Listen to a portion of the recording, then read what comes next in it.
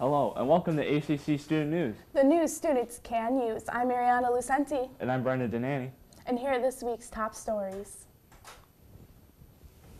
40 people have been killed and at least a dozen people missing as wildfires continue to rage in California. Hundreds are still listed as unaccounted for.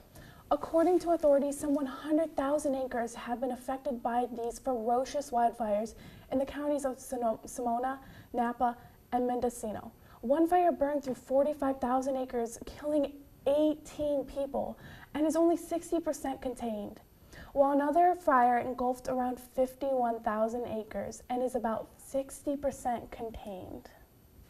Die-hard Star Wars fans, hold on to your helmets as the legacy of Star Wars is far from over.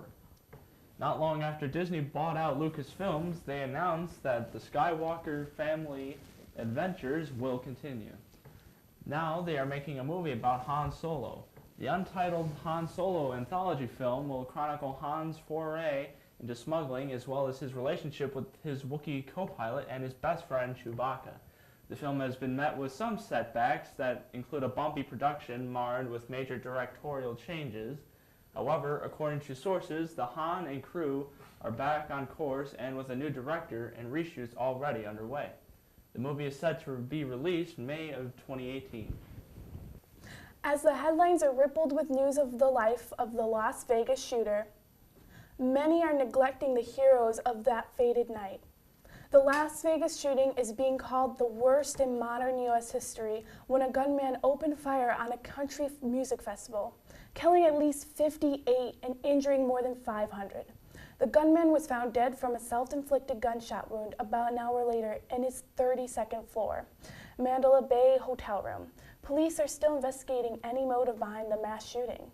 Meanwhile, stories of heroism are running through the airways.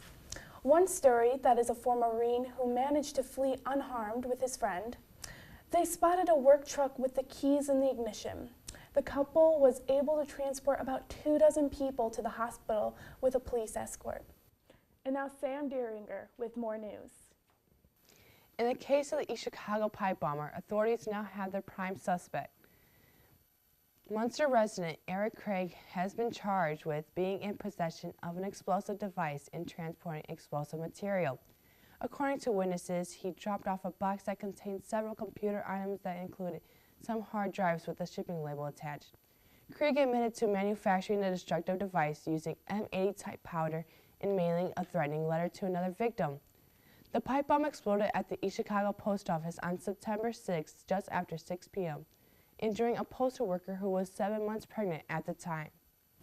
Inmates serving time in Texas have found a way to help those impacted by Hurricane Harvey. According to the Times, Texas prison inmates donated more than $53,000 from their commissary fund to the American Red Cross for the hurricane relief. Texas Department of Criminal Justice spokesman stated that more than 6,600 inmates donated money from their commissary money.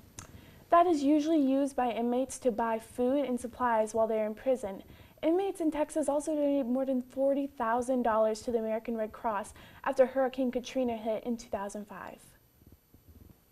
That's all we have for this week. Thank you for watching ACC Student News. The news students can use. I'm Samantha Diringer. I'm Dananay. And I'm Aryanna Lucente. Make sure to watch the rest of our videos on YouTube. And follow us on Twitter At ACCtv Hammond.